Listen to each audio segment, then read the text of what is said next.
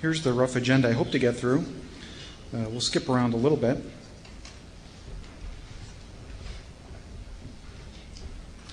I want to give everyone a kind of an idea of why this is important. If you don't already know, I think everyone has seen at least the increase of bots that have been rampant and proliferated over the last year or so. By last person I've talked to has given me a count of bots that have been known to be unique bots of upwards of 4 million hosts. Now, I don't know how you come at that count, but 4 million hosts sure sounds like a lot of bots to me. A lot of scary packet potential there. If nothing else, there's probably at least a few 100,000. So as this has risen over the past year, I think it's important for network operators to talk about this. If there's anything that we can do, we should sort of looking at ways to mitigate this. And what we're going to try to focus on is more of the command and control infrastructure rather than compromised hosts. We've had compromised hosts forever. We certainly can't get rid of all of those, but if there's ways that we can minimize the effect of the botnets and their malicious intent, usually in the form of denial of service attacks or phishing expositions, those sorts of things, it might be nice for us if we can mitigate some of that. Sorry. Okay. I should be okay. We're going to primarily focus on IRC-based botnets. Now, IRC is probably used in the majority of botnets that you see where there's a centralized command and control infrastructure. And by centralized, it could be one or more IRC servers, but certainly fewer IRC servers than there are number of bots. And there's been other command and control infrastructures, whether it's peer-to-peer or instant messaging, but IRC, by and large, is the command and control infrastructure of choice. You have probably at least a few thousand rogue IRC servers that have been known or seen in the wild. And the bot is nothing more than malware installed on a host that contains exploit tools and attack tools and the actual IRC client code. And we've had at least a miscreant or two in the back there that's told us about the reasons for botnets are sometimes for fun, but most often today they're for profit. So people are making really a lot of money managing botnets, attacking people either through denial of service attacks or stealing credit cards and those sorts of things.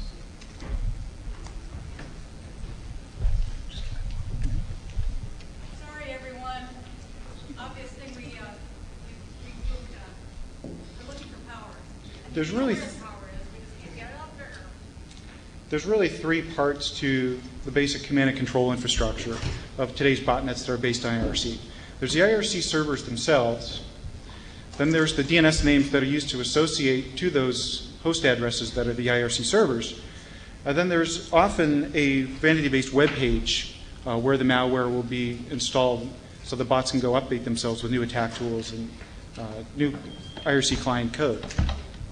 None of this is really new, though. 3 years ago this month, there was a paper released at CERT that talked about all this stuff except for the vanity web pages. So none of this information is really all that new. What we're trying to do is really kind of raise the level of understanding by network operators that this stuff is out there, and it's proliferated to the point that we need to really start looking at how to deal with this before it starts taking down the larger networks. So the bots are made up of the malware, and there's really two ways that a bot will become a bot. One is the come and get it method, where either via some link in an email or via web page or peer-to-peer file sharing, that someone's enticing you to come get something that you think that you want, but in fact it's really a piece of malware that contains the bot code. And the other way to get a bot is simply via remote exploit. And this seems to be reducing slightly thanks to Service Pack 2. Just anecdotal evidence from people I've talked to, they've seen approximately about a third of their hosts drop in being remotely exploitable from some of the common Microsoft exploits that have been released over the past year. So that's somewhat of a good sign. I don't think that's going to really have an overall huge impact on bots and botnets, though. It may somewhat reduce the level of a flash worm type effect, but I think we'll probably see bots and botnets continue to flourish for some time. So here's the themes that I kind of want to focus on. Is any network-based mitigation that we can do is good. Simpler the better. And looking at the command and control infrastructure, if there's things that we can do to disrupt that command and control infrastructure, we may not be able to get rid of all those bots, but if we can disrupt that command and control infrastructure, we disrupt the ability for those botnets to perform their work, which is usually denial of service attacks which network operators is probably the most offensive, things that we don't like to see. So there's the rogue IRC controller, and a rogue IRC controller is nothing more than an IRC server that's set up primarily for the use of corralling and managing a botnet network. So this isn't the public IRC servers like EFNet or Dalnet that you may be familiar with. This is an IRC server typically installed on an already compromised host, probably a host that already had a bot that's just simply been promoted. There's usually a few characteristics to a rogue IRC server that you might not find in a typical IRC server. The IRC protocol defaults to port 6667 on TCP. Commonly you see any port being used, in fact a number of ports that are just odd ports on TCP being used for IRC servers that are rogue. Information gathering commands like whois or listing channels are often disabled or booby-trapped to alert any of the miscreant operators that you're onto them and looking around on the rogue IRC server. Servers are occasionally, not that often, but occasionally password protected. Channels are hidden so you can't see them in an information gathering list command. They're probably password protected. And there's probably a few other things that may indicate that you're dealing with a rogue IRC server. If you're able to see the login messages or if you're able to log into a rogue IRC server, some of the things that you might find that would tip you off is that there's a high number of invisible to visible users. That is where a user on an IRC server has masked their identity so you can't see who they are or list them out in one of the information gathering commands. Or if there's a large number of users on the server, but there's only 3 or 4 channels, that would tend to indicate that that's really not a valid server, because how often do you see a few thousand people on a channel having a discussion? And it just doesn't happen unless it's moderated. There's a few other things, and I'll just show you a couple examples in the next slide. But real quick, a couple of the DNS things, and DNS is a really handy thing to keep an eye on to identify and track rogue IRC servers. A DNS name is almost always used because it's an easy way to locate an IRC server, especially if an IRC server goes away. If it's a compromised machine like any other, it's often going to be susceptible to being detected and then taken offline. So a DNS name provides a way for a miscreant to set up a network based on a name that can be shifted around to different A records.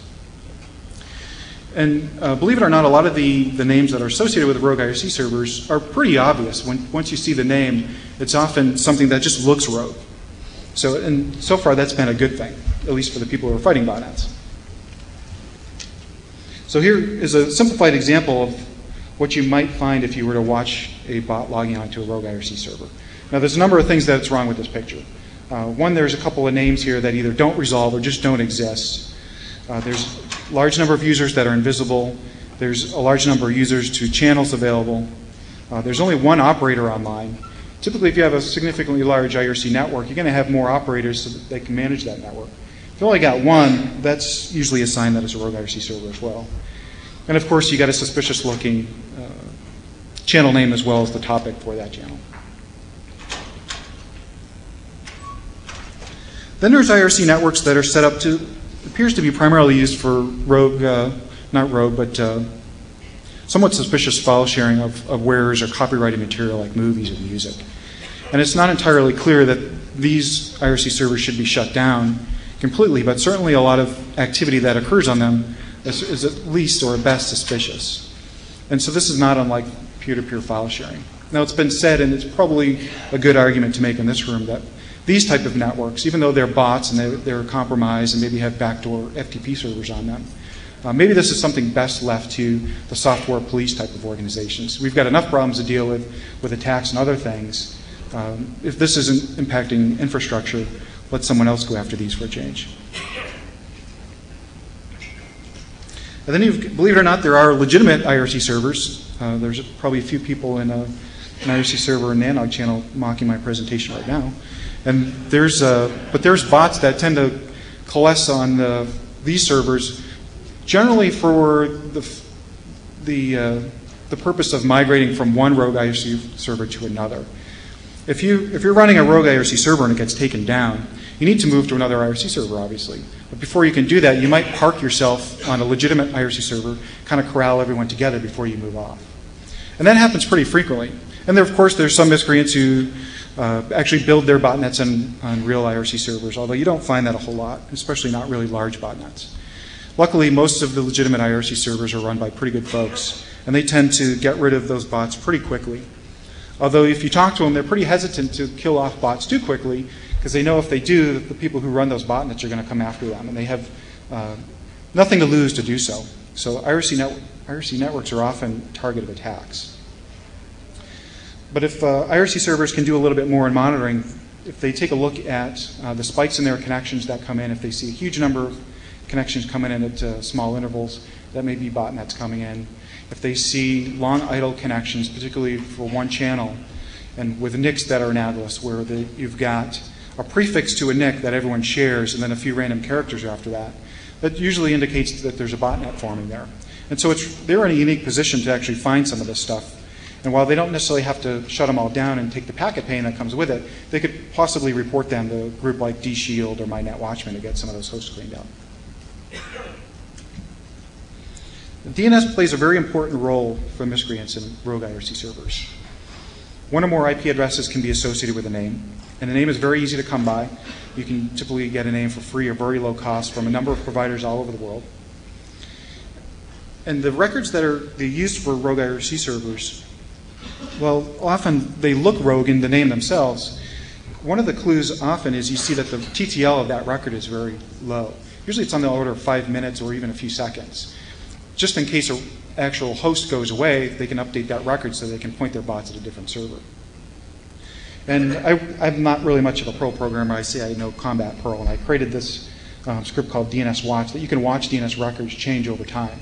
And a good example is you can pipe a couple of sites like Yahoo or Google to it, and you can watch as a name changes IP addresses over some period of time.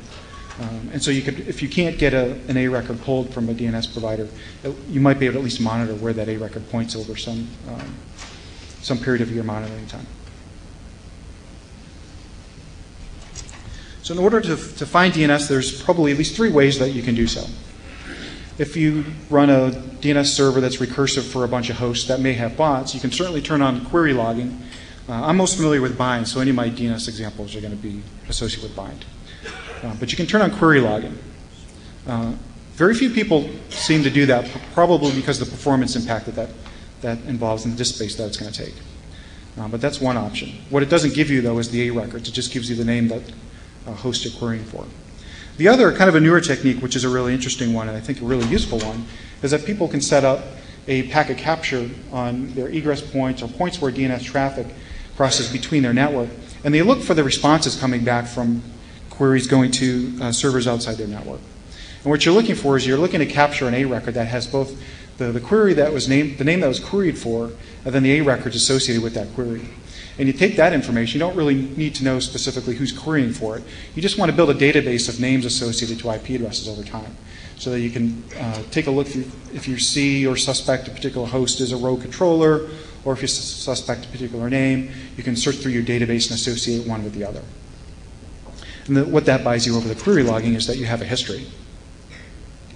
And of course, the really hard way is if you actually have a bot where you can get the code that's used on the bot, and you can take a look at that malware and either analyze it or set it up in a lab and see what it actually queries for. Now, once a bot is connected to a rogue IRC server, it's typically not going to query that name very often. So unless you're looking, you're not going to find it. If a name gets closed, if a DNS provider closes that name, then there's some clues that will cue you into a rogue name, and I'll talk about it in the next slide. But if that name is not queried very often, but you know a host is compromised, either you've gotten an email from somebody or you've suspected a host having a bot for some other reason, you can bounce that link, and then if you can put a tap on that host, you can watch for the DNS query that it's going to make. Anytime you see repetitive A queries, and by repetitive I mean a lot of A queries, usually in the period of a few minutes, like every few seconds or even many times a second, that should probably trigger something in your brain, because there's not too many hosts, except for automated software like bots, that are going to be querying for a name over and over and over and over again, particularly over a long period of time. What that's telling you is that there's a host out there that's infected. It's set up to talk to a rogue IRC server. It's looking for a particular server based on some name, but that name's been pulled. Okay, and the software on that client hasn't been updated to look for a new name. And so if that name's closed, the bots are really not that smart. They try to connect at every chance they get. And as long as they're not connected, they're going to keep trying to connect. So they're going to make queries over and over again, and that's going to either fill up your query logs, or you're going to see that DNS traffic attempt going at your recursive DNS servers. In all the cases I've seen, all the bots are querying their local resolvers, either their local cache or the locally configured DNS servers.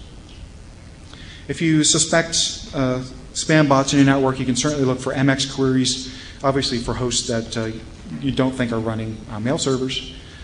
Any other server that you don't expect to be running as a server may be making a lot of reverse queries, which may indicate you've got a controller on your network. A lot of the IRC servers out there are configured to do kind of a weak form of authentication by doing a reverse query on all the hosts that attach to them. And there seems to be some general patterns that you can glean out of DNS names. Now, I couldn't give you a generic regular expression that you can send through your DNS query logs and say this is for sure a bad DNS name that's being used for a controller, but there's some patterns that you do find. You typically see three levels. You see a host name, subdomain, and top-level domain. It's not always the case, but probably at least 90% of the time, that's how the names are formed. And then there's certain patterns within certain names. There's certain popular TLDs that tend to be used more often than not. And at least for us from EDUs, I've yet to see one for a road name at a .edu service. So that's kind of a good thing for us. Finally, something we can't be blamed for. Some of you may also be DNS admins in addition to just standard network operation people. So if you run a DNS service, there's some things that you should probably do if you're not already doing. You should log resource record changes. So anyone who's updating their records, and not only the records that they're making changes on, but also where they're coming from and making those changes. The latter helps you, once you identify that someone's updating names for rogue IRC controller, you can go back and see what other names might be bad. And logging the source of those changes will tell you, or at least give you a record of some information that you can provide to law enforcement or anyone who's trying to track back the source of the operator of that botnet. Something that I don't know that much about DNS admin services that are provided out there, other than what I've been told is that a number of them, or a number of you perhaps, are not pulling records that have been set up with invalid credit cards.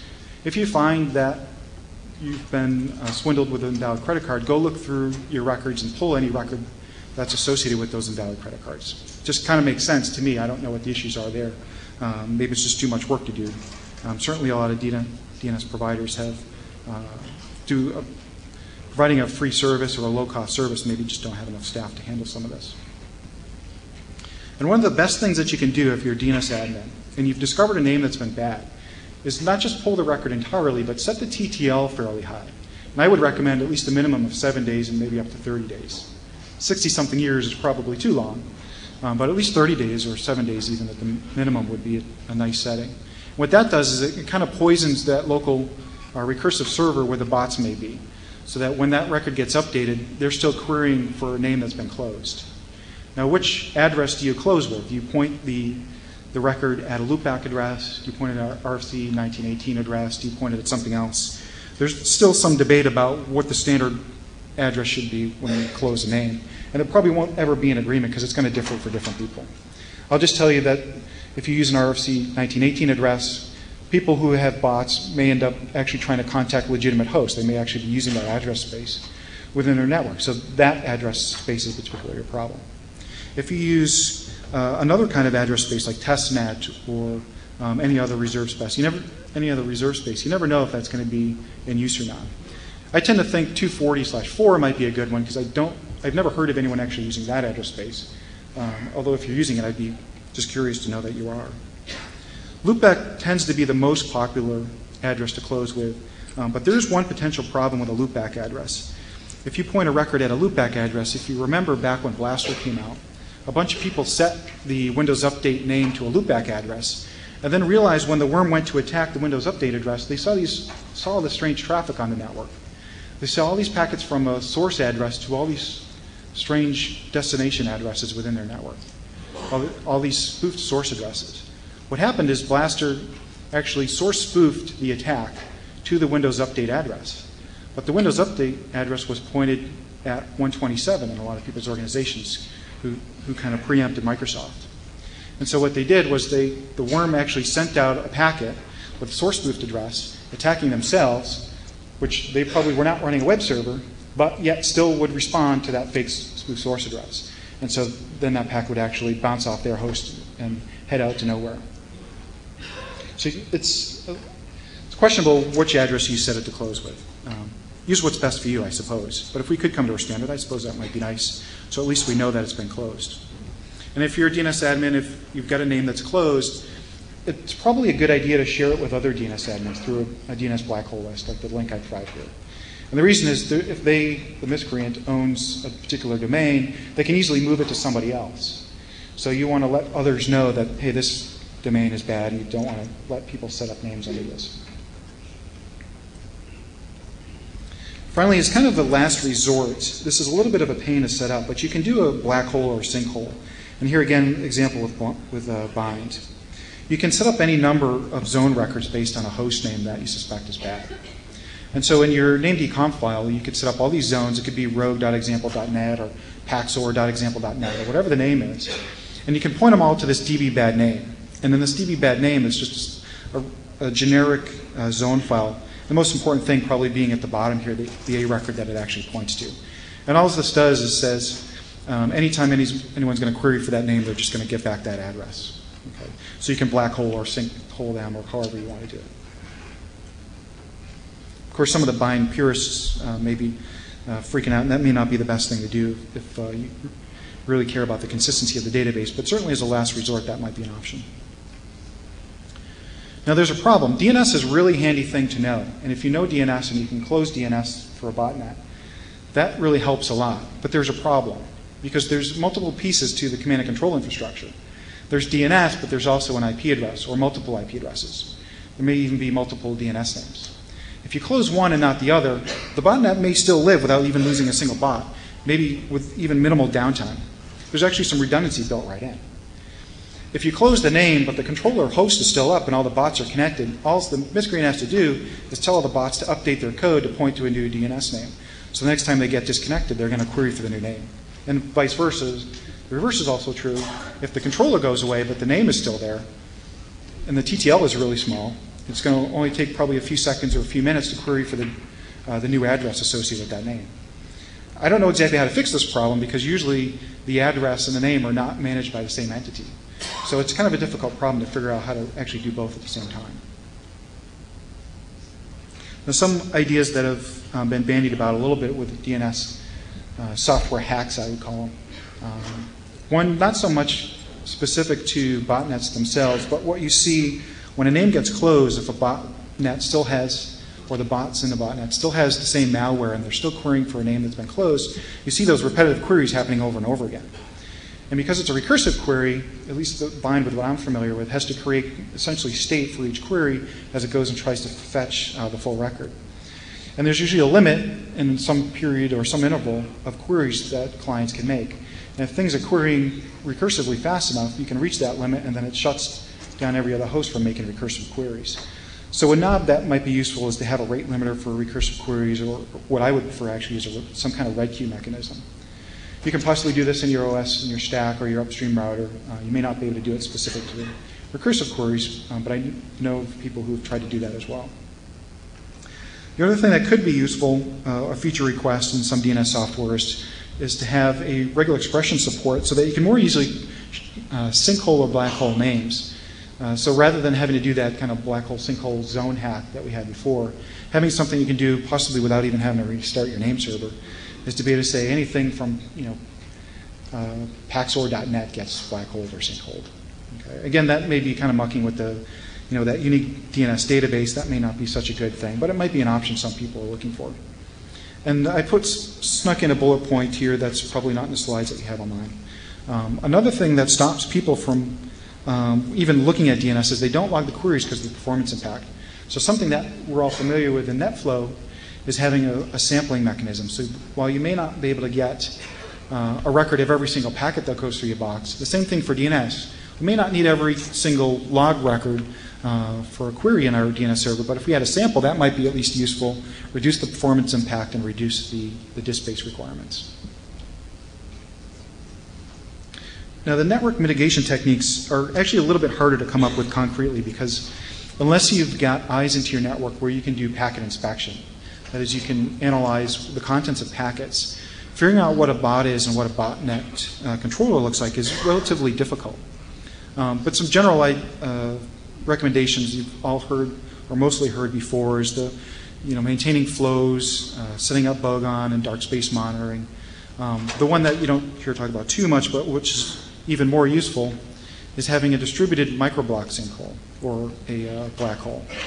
So here the idea is rather than taking unused address space, take a small /29 or even a /32 out of your heavily used address space and point that at a sinkhole or black hole. And if the worms and the botnets are typically often worm-based, looking to do some remote exploits, if they're scanning based on locality, that is within a subnet, chances are better that you'll find them if you can take one of those microblock allocations and point them at a sinkhole. Okay, again, some more stuff that you've all heard before, at least I hope you have. The ingress and egress filters, you should have both. Common asked question is whether you should filter on port 0, UDP or TCP. And the quick answer to that is no.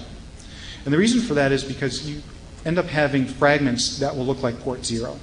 So you probably don't want to filter them. As much as we don't typically like to see fragments on the network, you will block legitimate traffic if you block port 0. Now, certainly in a dire situation, you may need to do that, but be careful if you block port 0. And in fact, UDP actually is completely valid in sending a UDP source port 0. Okay, a lot of media streams will do that.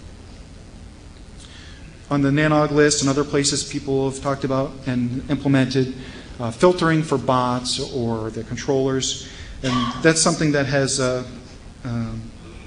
some effect, some positive effect, but also has some collateral damage.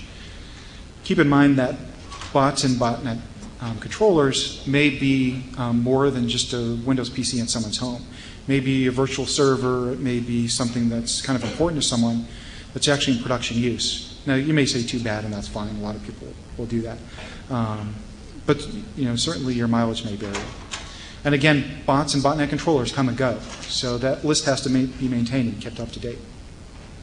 And something kind of a pet peeve of mine is, what are you sending to multicast address space? This is just kind of a general kind of removing the bad stuff, obvious bad stuff out of your network that you can do. We support multicast. There's certainly no reason to see TCP packets going to the multicast address space. So a really easy thing to do if your hardware can handle it is filter out any TCP packets to 224/4. In fact, you can actually do the reverse probably a little bit easier.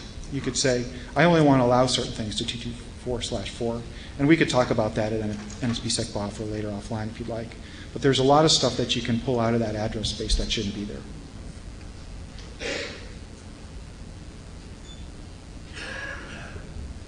If you're not doing flows, you should be. That's essentially the idea behind this slide. Just to point out, if you're using flow tools, or if you're not using flow tools and want to, I would just point you to Ed's post from a year or two ago. Go look for this. The title of his message was Checking for DOS or Port Scanning Traffic.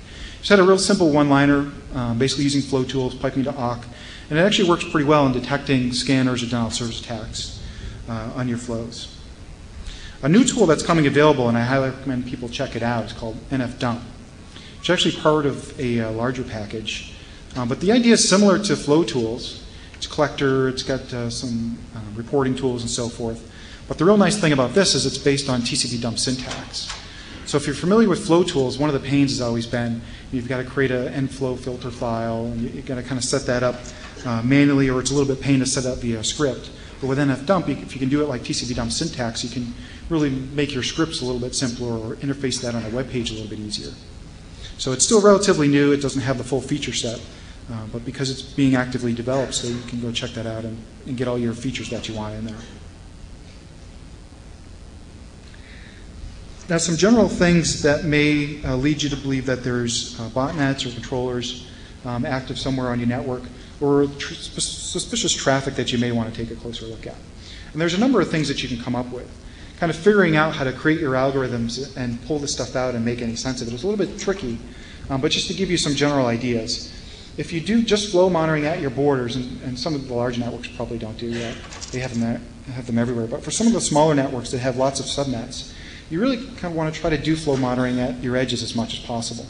Because again, worms and bots that are parts of these networks look like worms, and their scanning is kind of a locality based where it's within their subnet.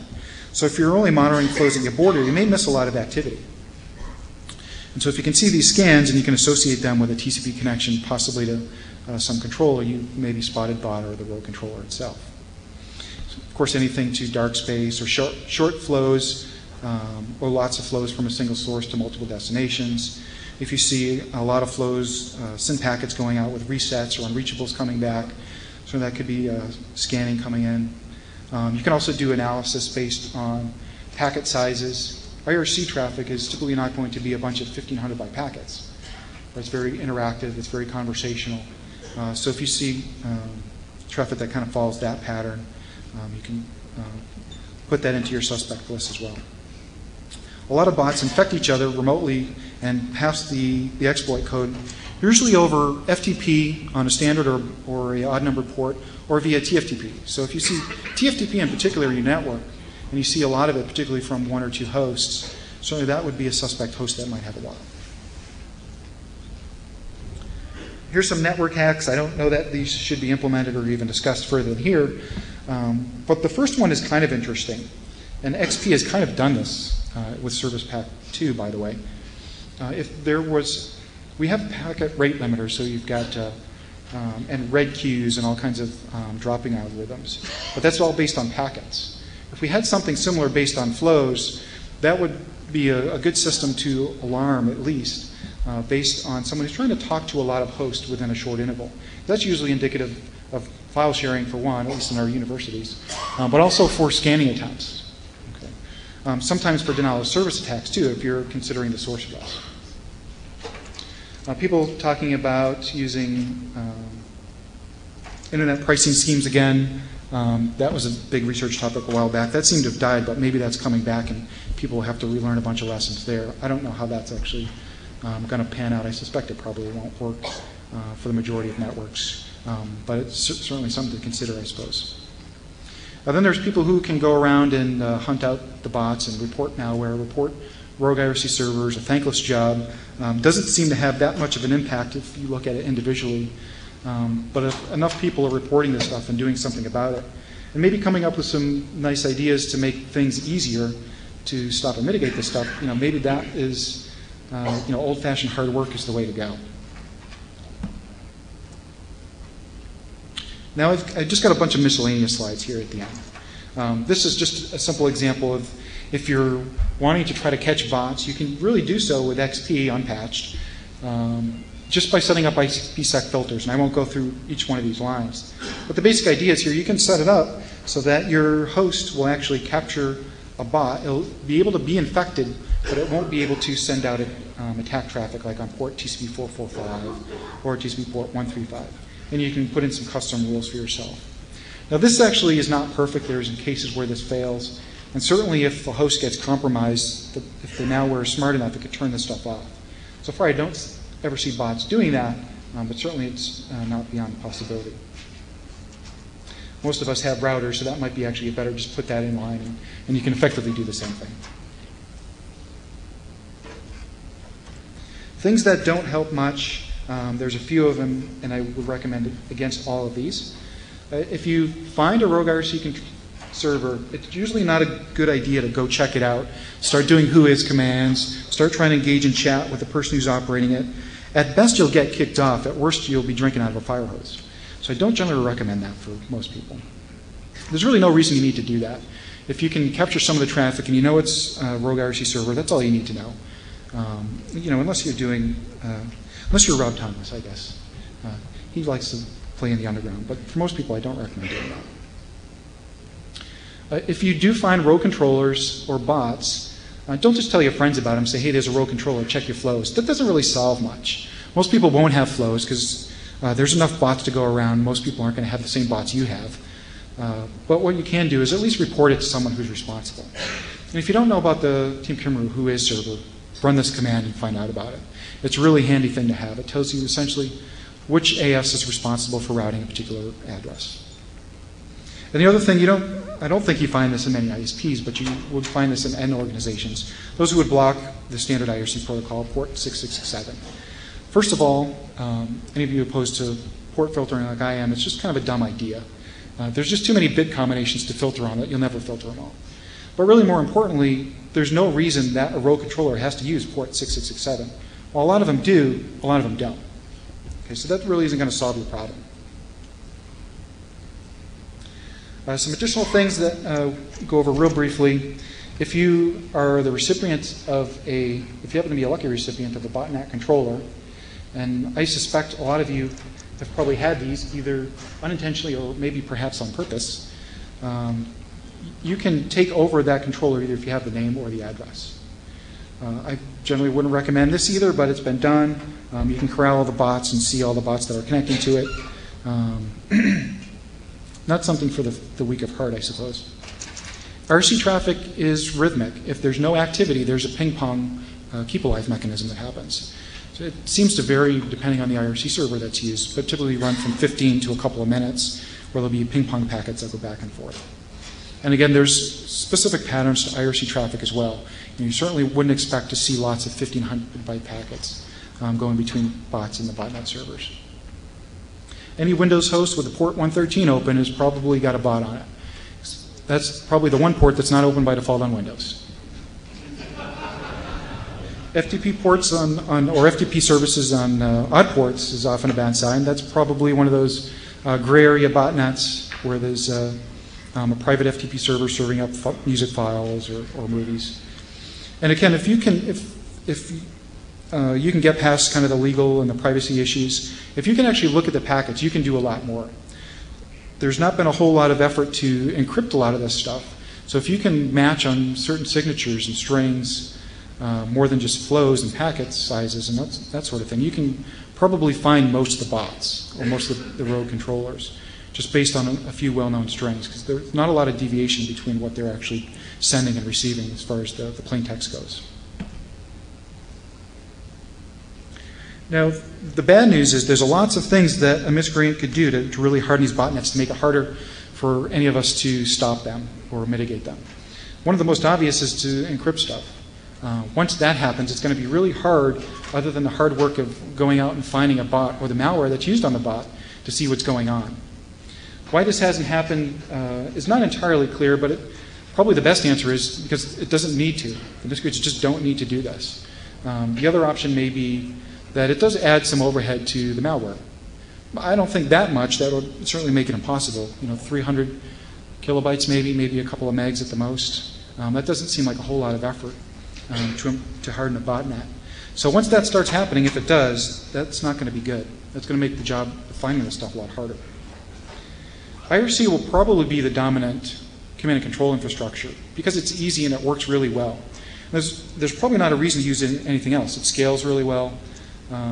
There's lots of tools that have been built off the IRC clients, and there's free server software available. So you'll probably see IRC being the command and control infrastructure for some time. But there's been other command and control infrastructures like instant messaging and peer-to-peer file sharing protocols. IPv6 networks. How many of you have flow monitoring in IPv6 networks? Raise a hand. Nobody, because as far as I know, I don't think it exists. Right, so how do you detect botnets or see what sorts of activity is going on? We don't even have the tools to look for this stuff. And if you don't think that's happening, think again. It's not happening a lot, but it's happening. Distributing either the controllers, either by having multiple names, multiple IRC servers, basically multiple botnets within botnets. Using something else besides DNS. This is if I was a miscreant, and I'm not saying that I'm not, or I'm not saying I am, but if you were a miscreant and if you're realizing that your names are being shut down, there's a number of ways that you can get around using DNS. Certainly you can go query different DNS servers that people aren't watching. But it would be really easy just to set up a vanity web page somewhere with a list of IP addresses on it. And even if you're monitoring flows, you have really no way of telling which page they're getting at, okay, and the IP addresses that they're pulling down from that page unless you're actually doing packet capture. And how many of you are doing packet capture and keeping that packet capture data for a long time? I suspect almost nobody. So it's really easy to harden some of this stuff. Okay? And that last one does happen too. Okay? That's again why I don't recommend people go out and try to mitigate this stuff by hand, because you may be sorry.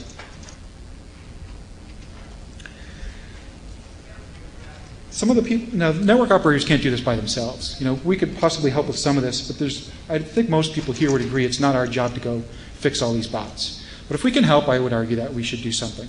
Okay? But there's other people who have a stake in this also. the AV vendors or the people who are pulling apart the malware, they find all the details about the botnet, the names, the channels, the NICs, all that sort of stuff. Often you can go out to a semantic site or any of the AV vendors, and you'll see that they've written up a full report on a particular piece of malware that contains an IRC bot. And they've listed not only the DNS name, but the channels and the NICs and everything else. And even after a couple of months, it's still active.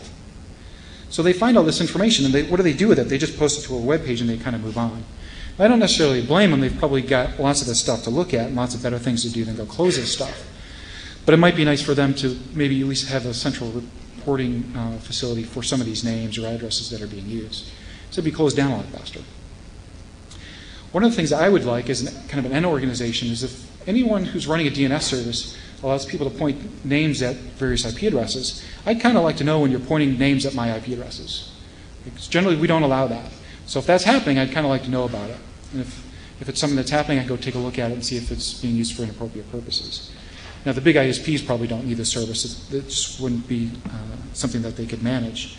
But there's certainly for a lot of end organizations where a lot of this stuff ends up. I'd like to know about it.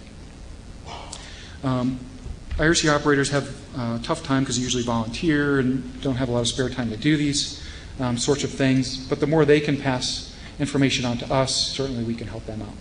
And of course, the reason being all three of these people are being attacked by hosts on our network, so they have a stake in us. And finally, to wrap up the last couple of slides, here's some information that I found useful. And the last slide, I don't know that it's online yet. I don't know if Barry Green is here. But he told me he was going to put this on the Cisco's FTP site. So if it's not there yet, it'll be there pretty soon. And there's a few things that you can go find. Everyone knows about a lot of this stuff. But if you know what to search for, you can actually find your own botnets just by some simple web searches. And I'll kind of leave it at that. You can go find your own when you've got free time. I hope I've left at least a couple of minutes for questions, but more importantly, answers.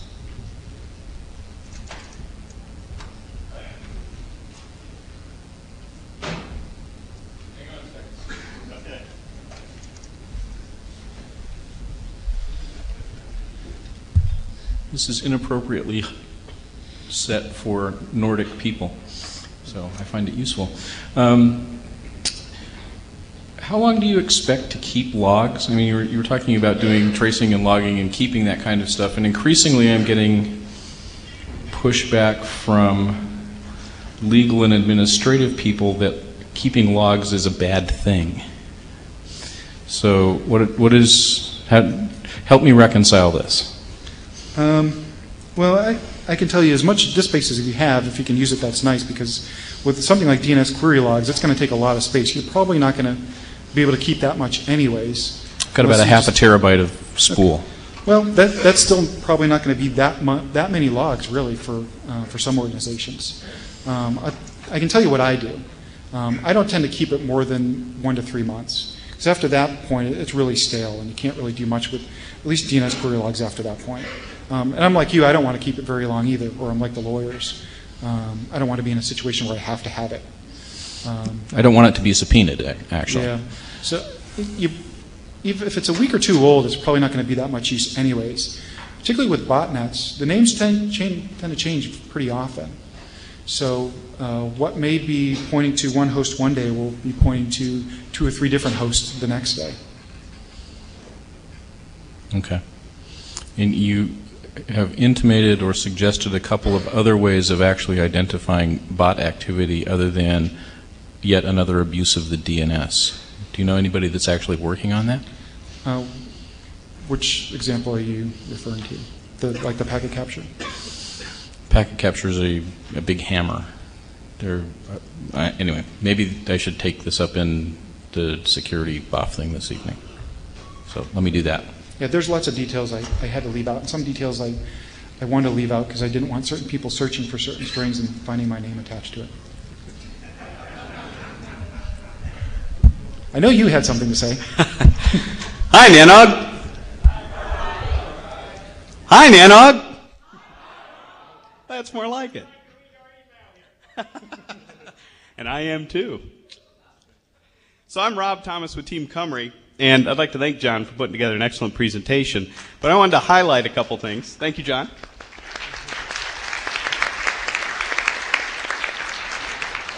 So when people talk about bots, there tends to be a lot of focus on Microsoft. And that's certainly true, but you need to understand why. Because it's a target of opportunity. The miscreants are actually OS agnostic. They don't care.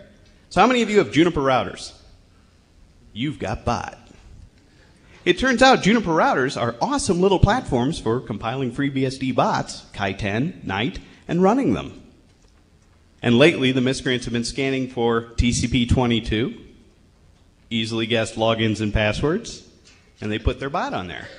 What they can't believe is they finally got a bot that has an OC192. They don't have to lie anymore.